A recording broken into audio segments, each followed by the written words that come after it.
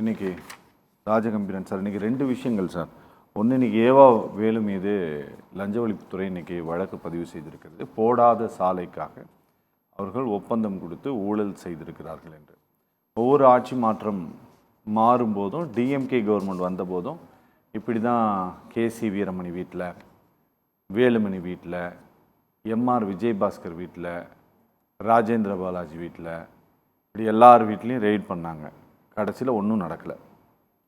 அப்படி ஆட்சி மாற்றத்தினுடைய விளைவு தான் இந்த சோதனையா, இல்லை இது எப்படி? இல்லை, அரசியல் ரீதியாக இப்போது இருக்கக்கூடிய அவர்களுக்கு நிர்வாக ரீதியாக அவங்க லேர்ன் பண்ணக்கூடிய இடத்துல, கற்றுக்கொள்ள வேண்டிய இடத்துல தான் தாவேக்கா இருக்கிறது. நிர்வாக ரீதியாக தாங்கள் தயாராகிற வரைக்கும் எதையும் எப்படி செய்வது, எப்படி அது நிர்வாகத்தை கையாள்வது என்பதை குறித்து அவர்களுக்கு நிறைய நடைமுறை சிக்கல் இருக்கிறது, அச்சம் இருக்கிறது, தடுமாற்றம் இருக்கிறது. அதையெல்லாம் கடந்த கால அரசினுடைய கணக்கில் எழுதணும், தவறுகளை சுட்டி காட்டுவதன் மூலமாக திசை திருப்பணும்னு அவங்க நினைக்கிறாங்க. நீங்கள் எப்போவுமே நீங்கள் பார்த்தீங்கன்னா உங்களுக்கு அதிகாரம் வழங்கப்பட்டு விட்டது, இப்போவும் நீங்கள் பழிசாட்டுகிற வேலையில் தான் இருக்கீங்க, குறை சொல்லுகிற வேலையில் தான் இருக்கீங்க. வழிகாட்ட வேண்டிய இதற்கு முன்பு மின்சாரத்துறையினுடைய அமைச்சர் நிர்மல்குமார் என்ன சொன்னார், ஒரு 70,000 74,000 இடங்கள் நிரப்பப்படவில்லைன்னாரு. நிரப்புவதற்கான அதிகாரத்தோடு இருந்துக்கிட்டு ஏன் நிரப்பலைங்கிற குற்றச்சாட்டை சொல்றீங்க? அவங்க நிரப்பாததை நான் நிரப்புறேன்னு சொல்லுங்க, நான் பணியிடங்களை நிரப்புறேன்னு சொல்லுங்க. அதுதானே தீர்வு. இருட்டு என்று கூச்சல் போடுவதை விட அந்த இடத்தில் ஒரு தீபத்தை ஏற்றி வைப்பது, அந்த ஏற்றி வைப்பதற்கான வாய்ப்பு உங்களுக்கு வழங்கப்பட்டு விட்டதா இல்லையா? உங்களுக்கு அதிகாரம் வழங்கப்பட்டு விட்டது. கடந்த கால அரசின் மீதான தவறுகளை பட்டியலை தயாரிப்பது தான் ஒரு அமைச்சருடைய வேலையா? ஓகே, திரும்ப நீங்க, நான் என்ன சொல்றேன், ஏவா வேலு வீட்டில் அவர் ரோடு போட்டாரா போடலையாங்கிறதே அவர் நீதிமன்றத்தில் நிரூபிக்கட்டும். போடாத ரோட்டுக்கு, வெட்டாத கிணத்துக்கு ரசீது வாங்கிட்டாங்களான்னு நமக்கு தெரியல. அப்படி ஒருவேளை அது உண்மையாக இருக்கும் பட்சத்தில் அவர் நீதிமன்றத்தில் தன்னை நிரூபிக்கட்டும், அவர் மீது நீங்க வழக்கு தொடுங்க, அதெல்லாம் ஓகே. ஆனா இந்த ஷோ காட்டுறது மூலமாகவே நீங்கள் சிறந்தவர்களாக ஆகிவிடுவீர்களா? நீங்கள் சிறந்த ஆட்சியை தரக்கூடியவர்களாக மாறிவிடுவீர்களா? ஓகே, ஏற்கனவே எல்லா ஆட்சியிலும் இதான நடக்கும். திமுக ஆட்சிக்கு வந்தால் அதிமுக மேலே வழக்கு போடுவாங்க, லஞ்ச ஒழிப்புத்துறை போய் சோதனை போடும். அதே மாதிரி திமுக காரங்க மேலே அதிமுக வழக்கு பாயும். இது வழக்கமான அரசியல் தான். அதை தாண்டி நீங்கள் என்ன செய்வதற்காக வந்திருக்கீங்க? ஓகே, நீங்கள் சட்டப்பேரவையில் மாண்புமிகு முதலமைச்சர் ஏதாவது டேட்டா சொன்னாரா?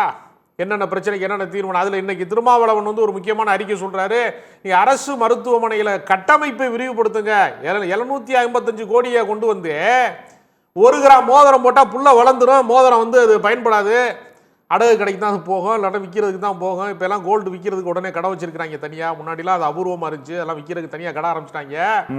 நீங்கள் மருத்துவ கட்டமைப்பை தான் நீங்கள் விரிவுபடுத்தணும், அதுதான் நிரந்தர தீர்வு. நான் தாய்மா மெஞ்சீர் போட போகிறேன், நான் மோதிரம் போட போகிறேன், இந்த ஷோ காட்டுற வேலையை திரும்ப திரும்ப திரும்ப திரும்ப தங்களை காட்சிப்படுத்துவதற்கான வேலையை செய்கிறார்.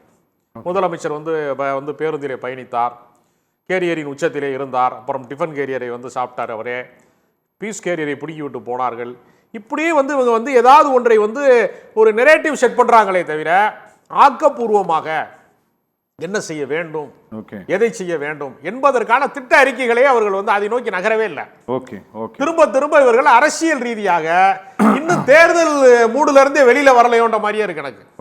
இன்னும் தேர்தல் பிரச்சார மனநிலையில இருக்காங்க. கடந்த கால அரசு என்ன செஞ்சு தெரியுமா, இன்னைக்கு என்ன சாப்பிட்டேன்னு கேட்டா நேற்று உங்க வீட்டில் என்ன குழம்பு வச்சாங்கன்ற மாதிரியே பேசுறாங்க.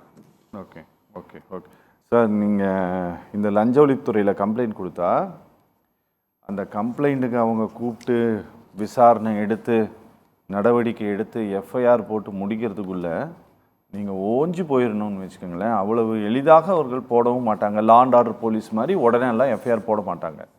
ஆனால் இப்போது அந்த செயல்பாட்டை இந்த அரசு தொடங்கி இருக்கிறது. இதை நீங்கள் எப்படி பார்க்குறீங்க?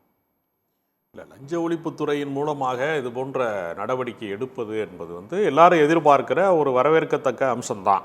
ஓகே, அது எதிர்கட்சிக்காரர்களை மட்டுமே நோக்கி பாயாமல் எல்லா திசைகளிலேயுமே இது மாதிரி லஞ்ச ஒழிப்பு என்பது எங்கு நடந்தாலும், எந்த இடத்துல நடந்தாலும் அது கண்டிக்கப்பட வேண்டும், தண்டிக்கப்பட வேண்டும், அதுக்கு விசாரணை வர வேண்டும் அப்படிங்கிறத தான் மக்கள் எதிர்பார்ப்பாங்க.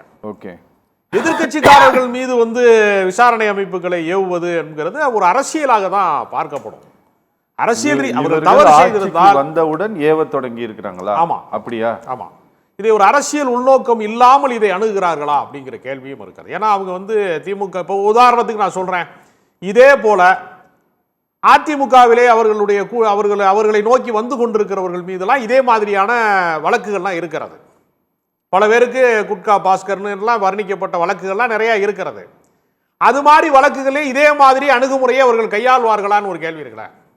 அது உங்களுக்கு அதிமுகவினுடைய முன்னாள் அமைச்சர்கள் உங்களை நோக்கி வருகிறார்கள். நீங்கள் அதிமுக காரர்களை ஒவ்வொரு சனிக்கிழமை தோறும் திருவிழா மாதிரி பனையூர் அலுவலகத்திலே வைத்து கூட்டம் கூட்டமாக சேர்க்கிறவர்களிலே இதே மாதிரி குற்றச்சாட்டுக்குரியவர்கள், இதே மாதிரி சந்தேகத்துக்குரியவர்கள், விசாரணைக்குரியவர்கள் இருக்கிறார்கள். அவர்கள் மீது இதே மாதிரியான நடவடிக்கை பாயும் என்றால் தமிழக வெற்றி கழகத்தினுடைய இந்த நடவடிக்கை முழுக்க முழுக்க லஞ்சத்துக்கு எதிரானது, அதுக்கு வேற உள்நோக்க அரசியல் உள்நோக்கம் கிடையாது என்பதை நான் முழுமையாக ஏற்றுக்கொள்வேன். ஓகே, அப்படி ஒரு நடவடிக்கை அவர்கள் எடுப்பார்களான்னு ஒரு கேள்வி இருக்கு. அவங்கள பொறுத்தவரையில் அவங்க எப்படி அரசியலை அணுகுறாங்கன்னா, இப்போ இந்த மின்சார பிரச்சனையை பற்றி பேசுகிற போது கூட இது மாநில அரசே 75% செலுத்த வேண்டும் என்கிற நிர்பந்தத்தை உருவாக்கிய உதய்மின் திட்டத்திலே கையெழுத்திட்டதிலிருந்து இந்த கோளாறு தொடங்குகிறது. 2016 ஜெயலலிதா மறைவு வரைக்கும் நிறைவேறாத ஒன்று, ஜெயலலிதாவால் எதிர்க்கப்பட்டு அன்றைக்கு நத்தம் விஸ்வநாதன் எதிர்த்தது ஒன்று. ஆனால் தங்கமணி என்ன செய்யறாருன்னா அதை ஏற்றுக்கொள்கிறாரு. அதிமுக ஆட்சியில தான் இது கையொப்பமாகிறது. அப்ப ஒரு வரலாறு எங்கிருந்து தொடங்குகிறது, ஒரு குற்றத்தினுடைய பின்னணி எங்கிருந்து தொடங்குகிறது, ஒரு நிதிச்சுமை எங்கிருந்து தொடங்குகிறது என்கிற அந்த நதிமூல ரிஷி மூலமே இல்லாம திமுக ஆட்சியில இருந்துதான் அவங்க ஒட்டுமொத்த வரலாறையுமே பாக்குறாங்க. புரியுது. கடந்த ஆட்சியில இருந்துதான் அவர்கள் எல்லா குற்றங்களையும் எல்லா விசாரணைகளையும் தொடங்க வேண்டும் என்று நினைக்கிறார்கள். அப்படி இல்லாமல் அவர்களுக்கு பாரபட்சம் கிடையாது. திமுக காரனையும் நான் அரெஸ்ட் பண்ணுவேன், அதிமுக காரனையும் நான் அரெஸ்ட் பண்ணுவேன், யாரா இருந்தாலும் நான் நடவடிக்கை எடுப்பேன் என்கிற இடத்தை நோக்கி இது நகர்ந்தால் நான் வரவேற்கிறேன். அறப்போர் இயக்கம் எப்படி வரவேற்கிறதோ அதே மனநிலையிலிருந்து நான் வரவேற்பேன். ஓகே ஓகே, ஏதாவது சொல்ல விரும்புறீங்களா சார்? நான் நிகழ்ச்சி நான் முடிக்க போறேன்.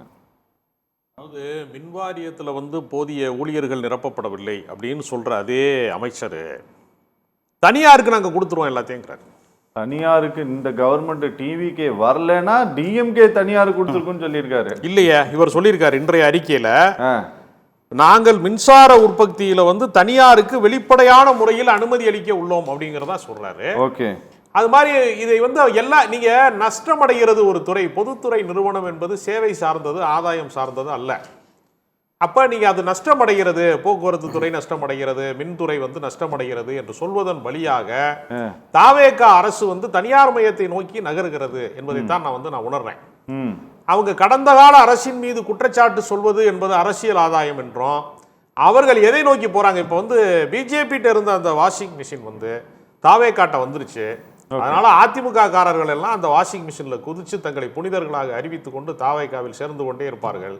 திமுகவில் இருக்கிறவர்களுக்கு எல்லாமே அந்த வாஷிங் மிஷின் பயன்படாது, அவர்கள் பூரா குற்றவாளிகளாக நிறுத்தப்படுவார்கள். இதற்குள்ள ஒரு தீவிரமான அரசியல் விளையாட்டு இதற்குள்ளே இருக்கிறது. அதை அப்படிதான் இந்த அதிகார மையத்தின் வழியாக ஒரு அரசியலை நிகழ்த்தி கொண்டிருக்கிறார்கள் என்றுதான் பார்க்க வேண்டியது. ஓகே.